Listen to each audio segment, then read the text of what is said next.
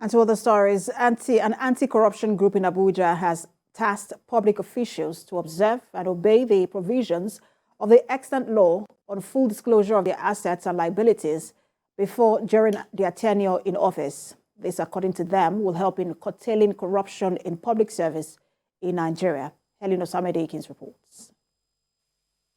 Asset declaration by public officials has been widely used to build integrity and combat corruption around the world. Nigerian laws require all public officials, their spouses and their unmarried children over the age of 21 to declare their assets and liabilities in the asset declaration forms as prescribed by the Code of Conduct Bureau. But most times it is not always so, as those officials who declared their assets do not include that of their spouses and children.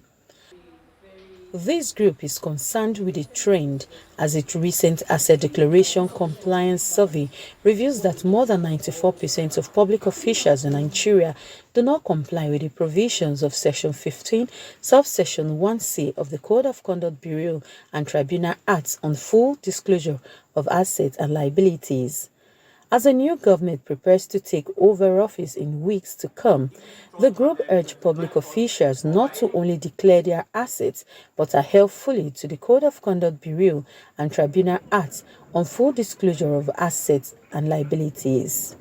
We do not want a situation where someone, buys, acquires property in the name of his kids, in the name of the wife, in the name of the mothers, and everyone around the person. And then when you're coming to fill the form, you're only filling one or two things that are in your own name. No, that is not what we want from our public officials. Our public office must be about service, must be about accountability, must be about transparency, and it must be about service to Nigerian people, really. They also call for support for the Code of Conduct Bureau in its statutory mandate to receive declarations, ensure compliance, receive complaints about non-compliance with or breach of the code, investigate complaints, and where appropriate, refer such matters to the Code of Conduct Tribunal. It is now our place as Nigerians, right, to be patriotic enough to understand the fact that if someone has a property in someone else, through someone else, that we can actually report that kind of person either to the anti-graft agency or to the Code of Conduct institutions. It's at the place where we want to be sincere to ourselves.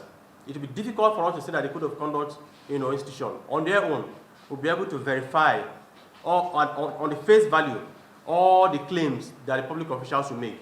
The Code of Conduct Tribunal is empowered to try public officials for breach of the provisions of the Code of Conduct Bureau and Tribunal Acts. Helen Osamede-Akins, TVC News, Abuja.